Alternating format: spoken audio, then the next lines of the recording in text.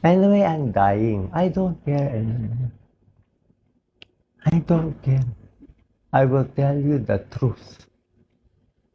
Politicians are corrupt in the Philippines.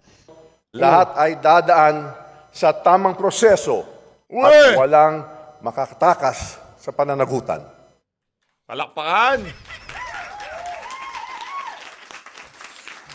Sa Kongreso, pagdating sa bulahan, top 1 kayo lahat. Pagdating sa kalokohan, number 1 kayo lahat. Bago ho natin umpisa ng ating talakayan, palakpakan ho muna natin itong si Doc Willie Ong.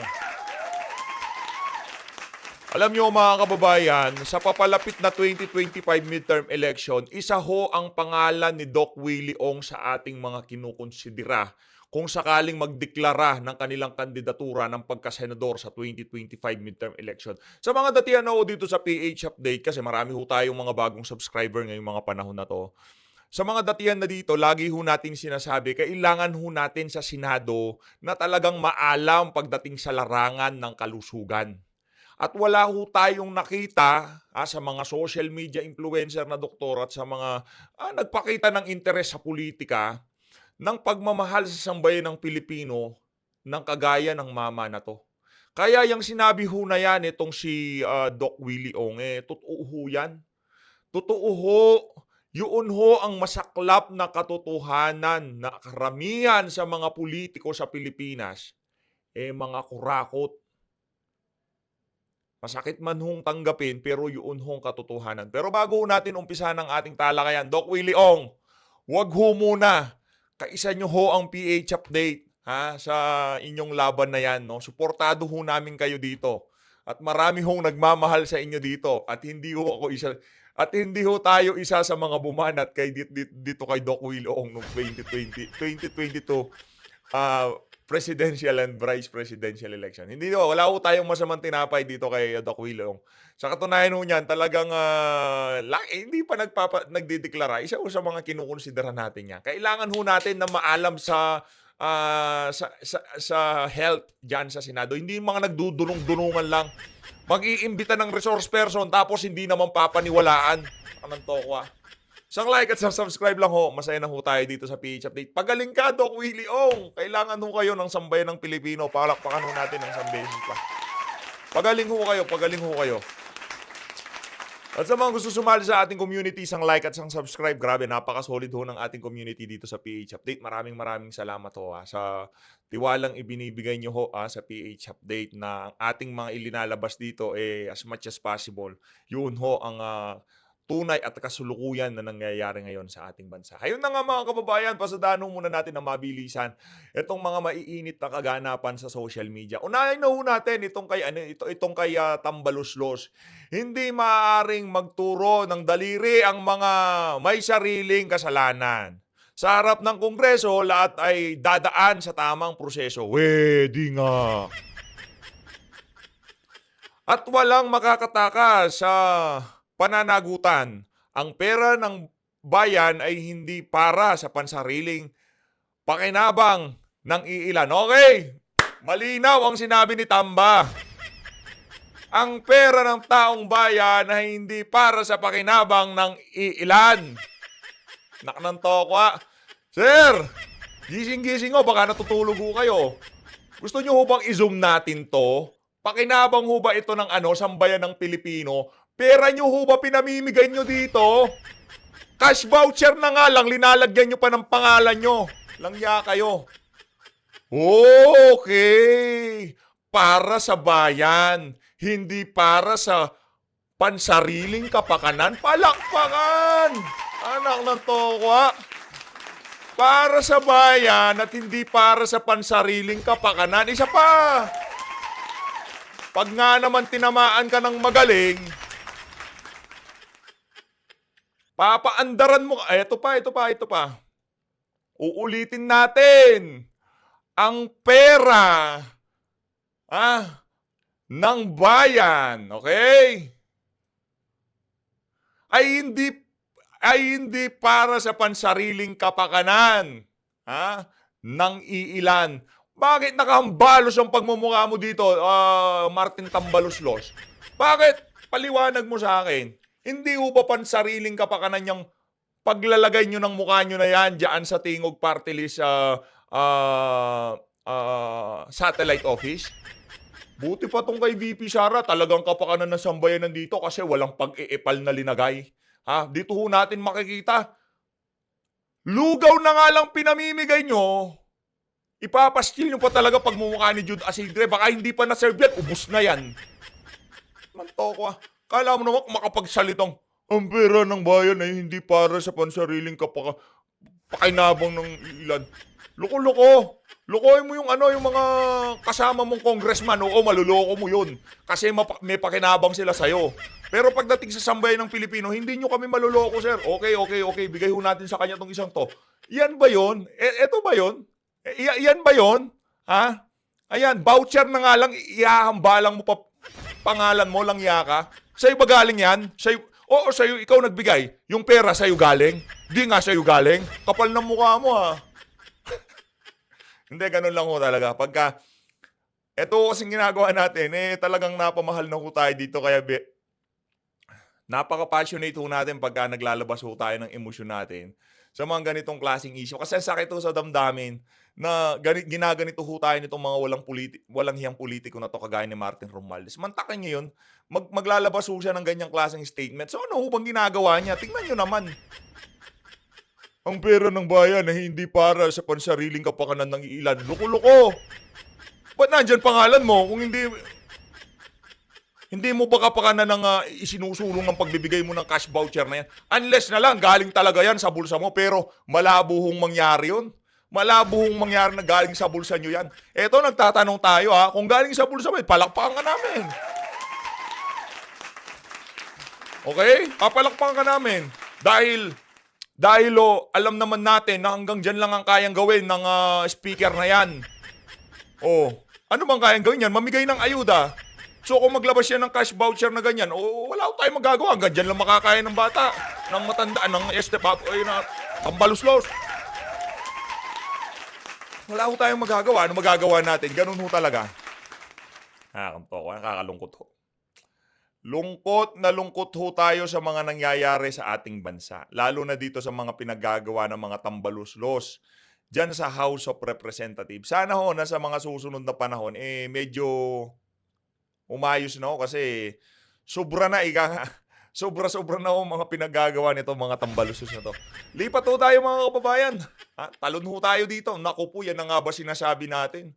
Ito. Dito natin papakinggan yung, hindi. Aninom muna natin to. Ano ho ba ang iniinom na to ni Lisa Araneta Marcos? Hindi ko alam iniinom niya. Hindi ko nakikita tinutungga niya yung bote niya. Laki-laki. Champagne. Grabe naman yan. Madam. Sabi, kaya tayo na pag-aalata 74,900 pesos. Champagne lang nitong si Butod. Anong gagawin mo dyan, mana?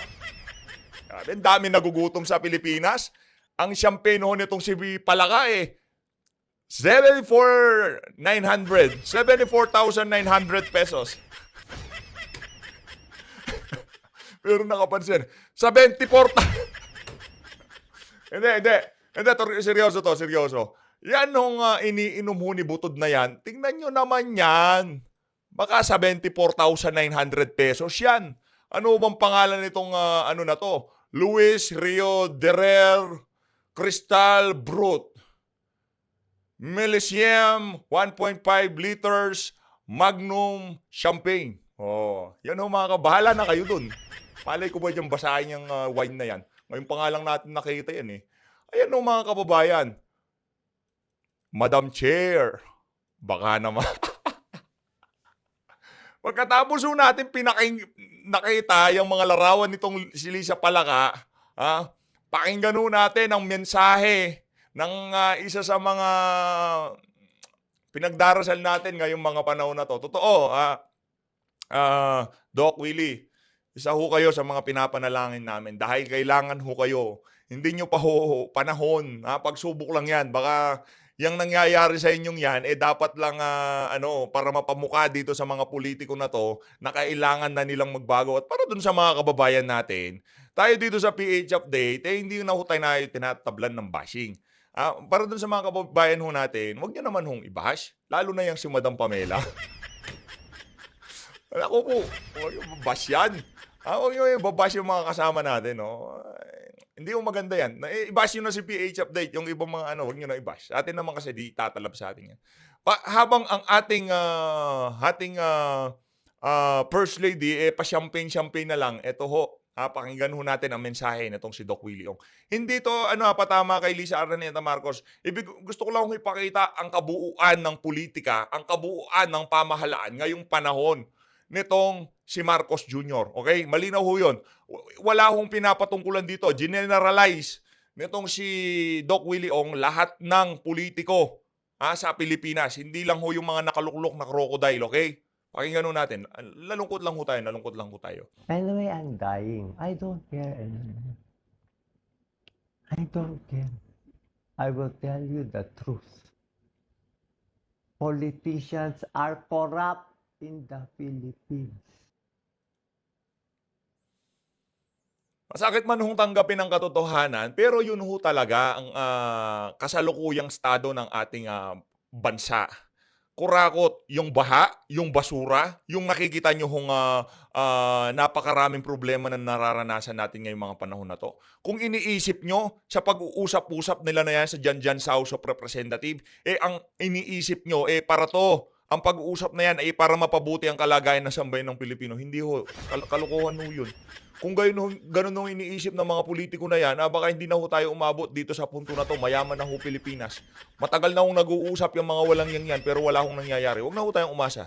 Okay? Ito, sana maging, ang pag-asa na lang ho natin sa susunod na mga eleksyon, piliin ho natin na maigi yung ating mga iluluklok sa mga matataas na posisyon sa pamahalaan. At kung magkataon, sa pag pinagkalooban, at pagdasalo natin, nabigyan ng kalakasan, kagalingan yang si Doc Willie Ong. Kailangan ho natin. Totoo lang.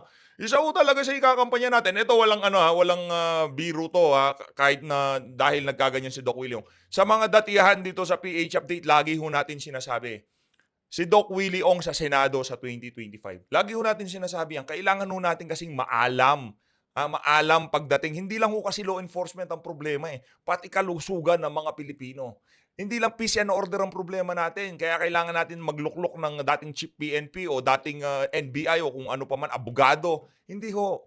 Kalahati sa problema ng mga Pilipino, kadalasan kalusugan. Kasi yung education, yung mga kinakain natin, alam mo na, saan ako nabilib dito sa mama na to? Pagdating doon sa mga instant noodles, nagbababala ho yan Kasi tayo rin naman kasi mahilig doon. Mahilig ho tayo doon sa mga yung instant. No, dati, pero ngayon hindi na ho, hindi hindi na ho tayo kumakain ng, siguro pagka hinainan tayo, kakain. Pero iniiwasan na natin dahil dyan sa mama na yan. Kumbaga, nabuksan ng kaisipan natin sa napakaraming bagay pagdating sa kalusugan. Pagka pinapanood natin si Doc Willie Ong, palakpakan ulit.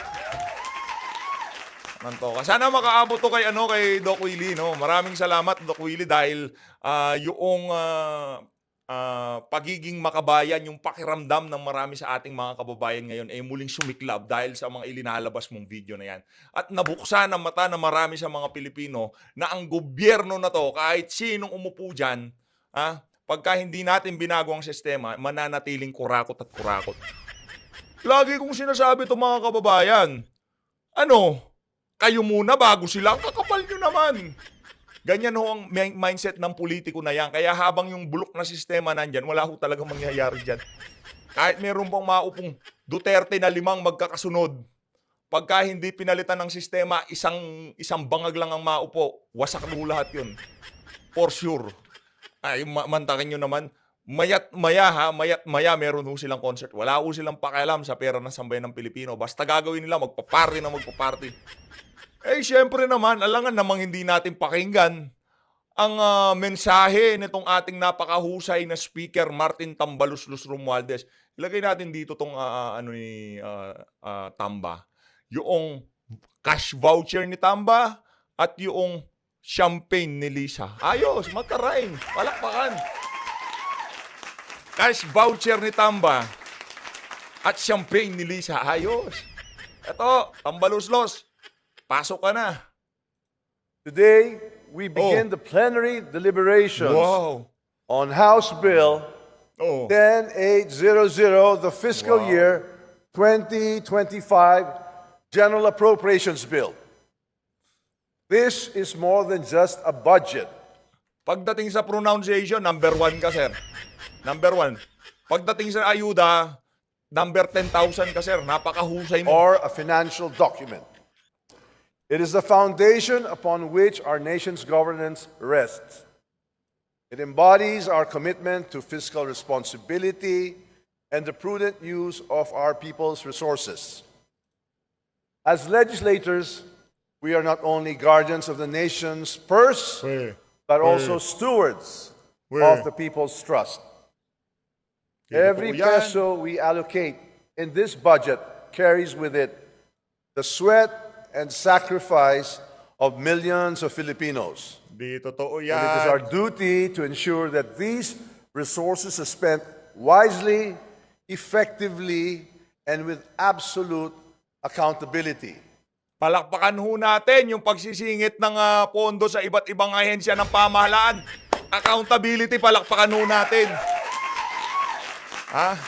Ano pang sinabi niya? Ano pang sinabi niya? Teka. Isa pa.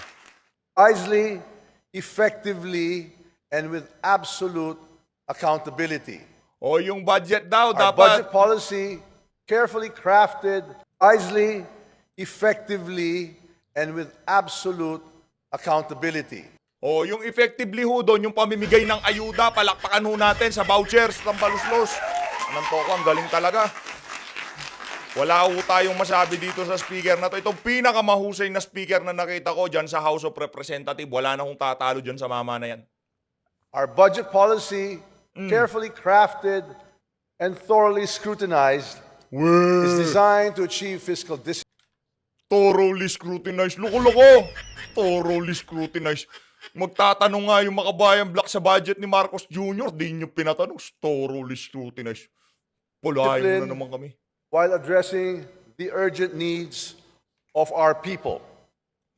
It reflects the aspirations of the nation and serves as a roadmap towards stability, progress, and shared prosperity.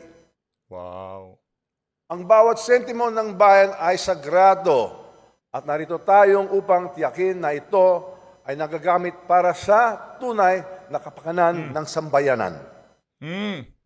However, we cannot ignore the reality that there are those who seek to undermine our work. Critics who speak of accountability while conveniently ignoring their own misuse of public funds. Oo. Imagine sa mismong pagsasalita niya dyan sa House of Representatives, binabanata niya si VP Sara. Palakpakan ho natin itong tambalusus na to. Sagutin nyo, hindi nanghingi ng 10 billion, bakit pinasukan nyo at hindi naman ang Office of the Vice President ang makakagalaw nun? Yun ang sagutin nyo. Makapagsalita kayo ng accountability dyan. May get 1 billion sa isang araw para sa ayuda. Accountability, palakpakan. Galing! Di ba? Yan ang mga government official. Yung mga malulupit. To these individuals, I say, Okay, best burger in let 5 us be clear. This chamber will not tolerate hypocrisy, nor will it stand idle in the face of such blatant disregard of public trust. Mo! Palakpakan. Hindi maaaring magturo ng daliri ang mga may sariling kasalanan. Sa harap ng Kongreso, lahat ay dadaan sa tamang proseso at walang makakatakas sa pananagutan. Palakpakan! Sa Kongreso, pagdating sa bulahan, top 1 kayo lahat. Pagdating sa kalokohan, number 1 kayo lahat. Pagdating sa mga kabalbalan, quadcom, kung ano-anong investigasyon na walang kwenta, number 1 kayo lahat. Ngayon, alam nyo na kung sino may pakana lahat ng kabalbalan dyan sa House of Representatives. Yang mamaho na yan ang may kapakanan. Ang may pakana sa lahat ng kalokohan na nangyayari dyan. Yang mama na yan. For sure. This House Tuloy. of Representatives has always stood by principles of transparency, Teka, ba't tuwing binubuka mo ang bibig mo, lang yakat tabatchoy ka, ha? Ba't pagka binubuka mo bibig mo, inaasahan na sa bayan ng Pilipino, puro basura lalabas dyan? Tanong ko lang, sir, bakit ganyan? Bakit mo ganyan yung bibig na yan? Ayoko na kitang panoorin, kakaano ka eh. O, dito na lang tayo kay Senator Bato. Senator Bato, rektang tinanong, hair follicle test, kung sinong pwedeng magpa-hair follicle test. Hoy, Marcos Jr., ang dami na nagpaparamdam sa'yo, di ka pa ba rin magpapa-hair follicle test? Pakinggan nun natin ba to? Hearing ho to. Budget ho ata ng PIDEA to. Pinag-uusapan tong hair follicle test. Pakinggan nun natin. Kalbo ako, wala. Ay, wala. Hindi ako qualified mag-hair follicle test. Wala, sir. Pag sinabing hair, sir, hair lang Burnik na talaga lang. sa ulo? Yes, sir. Baka pwede yung hair sa Hindi, ilong, pwede rin. hair sa Pwede. Pwede Pwede, yan. sir, lahat. genitals. Yes, pwede lahat. Oh. Pwede. Okay, paano kung sinave niya, sir? Yung hair follicle test, sino bang technically qualified to discuss that test dito? Yes, sir. Yes, Right. Your Honor, yeah. We did a little bit of research, sir, on the hair follicle test because if you remember, it was Senator Tulfo who was asking us to consider it. Sir, ang problema po sa hair follicle test, pag ginupit ko na yung buhok ko, wala ka na, zero na. Ako, kalbo ako, wala. Ay, wala. Hindi ako qualified mag-hair follicle test. Wala, sir. Pag sinabing hair, Si Marcos Jr. mahaba naman buhok eh. Pwede yun. Sige na, hingan nyo na ng... sir, Ayan. hair lang talaga sa ulo? Yes, sir. Baka pwede yung hair sa Hindi, ilong, pwede rin. hair sa Pwede. Pwede, sir, genitals. lahat. Yes, pwede lahat. Pwede. Okay, paano kung sinave niya, sir? Kasi once na pinutol mo yung buhok mo, wala nang ano, sir, doon, traces doon. Pero sir, as far as efficiency is concerned, very highly efficient yung test na yan. Yun naman, sir, ang sabi. Pero, yun nga, sir, anybody who comes for the hair follicle test, pero unshaven naman siya, o shaved na pala siya, useless na. Pati babae, for example, wala na siya. Wala. Useless. Pero tama yung sabi ni Juan, sabi nila na how many years yun na kahit na 2 years ka nang huminto paggamit ng drugs, ay madidetect pa daw. Gaano katagal? Ikaw, Director Salvador? Good Yes. morning again, sir. If I may, sir. Actually, sir, the standard period for the detection of drugs in hair, sir, it would vary, but the average really, sir, is 90 days. 90 days lang pala, ibig sabihin, 3 months. Oh, Marcos Jr., game na. Yun lang naman hinihintay sa'yo. Ang dami mong cheche-bureche, pa-hair follicle test ka na. Maraming salamat ho mga kababayan. Mag-iingat ho kayong lahat, no? Ay, wait lang, panoorin muna natin yung video nitong si Doc Willie Ong. O, yung kabuuan ng kanyang video para maramdaman nyo ho kung gaano kamahal nitong si Doc Willie Ong ang sambayan ng Pilipino. Pakinggan ho natin itong si Doc Willie Ong. From all the hurt, from all the bashing I got from the 2022 vice presidential campaign, I got so many bashing. I just ran for vice president. What did I do wrong? Sa mga basher dyan, huwag kasi kayong bash ng bash. Di ba? Pero hindi ho tayo isa sa mga bumanat dyan kay Doc Willie Ong. Wala ho talaga tayong masamang tinapay dyan sa mama na yan, sa totoo lang. Nagpapasalamat pa ho tayo sa ginagawa niya para ma-open mabuksan ng kaisipan ng ating mga kababayan para, alam niyo yun, ma'am, maging health conscious, no? I did not do anything wrong. I love every one of you. I'm doing this for the Philippines. Di ba may kasabihan tayo? Ang mamatay ng dahil sa'yo is the Filipino worth dying for. Gusto ko tumakbo, pero paano ka tatakbo? Sabi ng doktor ko, kailan? Hindi ka na makakahabol. Sayang. Hindi, baka ano lang yan, Doc. No? Tayo ho dito, isa ho talaga sa ikakampanya natin yan si Doc Willie Ong. No? Kaya pagdating sa kalusugan, marami nag-i-epal dyan sa Senado. Pagdating sa kalusugan, talagang doktor ang magsasalita dyan. At yan si Doc Willie Ong ang nakikita natin sanang gagawa dapat doon. No? Hindi pa naman ho tapos, Doc Willie, no? Dalangin ho ng buong sambayan ng Pilipino ang iyong mabilisang kagalingan, ika nga. We have no more time. Hmm. Kalungkot, no? I need 2 to 3 months before they say if I will live or I will die. I was close to death 2, 3, 4, 5 times. I was having visions of war already. They say I was delirious. They say I was insane. Alam niyo, nakakabahala ho yun, no? Ano kaya ang alam nitong si Doc Willie Ong? Bakit umaabot yung thoughts niya, yung pag-iisip niya, yung panaginip niya doon sa mga ganong klaseng bagay? Kasi pagka lagi niyong iniisip o merong nagsabi sa inyo ng isang bagay na, alam niyo yun, pagdating doon sa ganong klaseng usapin, tapos na panaginipan, ngayon linalabas nitong si Doc Willie Ong. Anong alam ho nitong mga ano na to? Mga tao na to, yung ibang mga tao dyan na malalalim ang impluensya sa pamahalaan, no? Kaugnay sa mga susunod na mangyayari sa ating bansa. Ayan na nga, umiinit na naman ang tensyon dyan sa West Philippine Sea. Kasi pahupa na yung issue nitong si Guo at yung si Pastor Kibuloy. Kaya kailangan palabasin itong si Tariela. I had many mini mental exams.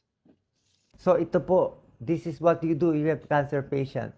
You have to try, get the best doctor, get the best diagnosis, wherever in the world, US, UK, wherever you go. Nahihiya, I'm just ashamed. You know why? Because I'm lucky to have some money and people supporting me. You know my medicines, how expensive? I'm taking meropenem, carbapenems, one of the highest antibiotics. Grabe. But our countrymen are very poor. They do not have health care. They are just dying there from the corruption of politicians. I'm sorry. Nakita nyo, why is my voice like this? Why is my voice like this? Wala na ako boses. Na-dry na ako. Paus na ako. The old Doc Willie is gone. The duwag Doc Willie is gone. This is the new Doc Willie. This is the matapang Doc Willie. Saludo. Grabe. Kaya pag sabihin nyo Ramdam mo duwag natin. at pagtok si Doc Willie, yun yung luma ha. Iba na to. Pasensya na po mga politiko. Masasagasaan ko na kayo ngayon. Anyway, ako, pagat ko dila ko, mas mali siguro sinabi mo, Doc. Anyway, I'm dying. I don't care anymore. I don't care. I will tell you the truth. Politicians are corrupt in the Philippines. Sorry po kaibigan ko kayo lahat. Pasensya na po. Nagkaka-vision ako kagabi. I asked my doctor. Every night I dream. Ayun na nga mga kababayan, isama nyo na lang ho sa inyong mga panalangin itong si Doc Willie Ong, no? Na gumaling siya at malampasan niya yung kanyang pinagdadaanan na yan. Marami hong nananalangin sa iyo, Doc Willie Ong. Gagaling yan. Kaya yan, Doc Willie Ong. Kumbaga yung pagtakbo niya, tapos na rin naman yon. Hindi lang na-timingan at dapat talaga senador ang tinakbo nitong si Doc Willie. As always, maraming salamat ho mga kababayan. Panalangin ho natin, isama ho natin sa ating mga panalangin si Doc Willie Ong. Kung hindi nyo po napanood itong video na to, i-click nyo lang. Maraming salamat ho sa pag-support sa PH Update. Nalulungkot ho talaga tayo nung nabalitaan ho natin yan talagang lagi ho nating kinikwento kay Commander. Nanghihinayang tayo dahil sayang si Doc Willie Ong. Kailangan talaga yan sa Senado. Sa totoo lang ho, ako, aanuin ko yan, kakampanya ko talaga.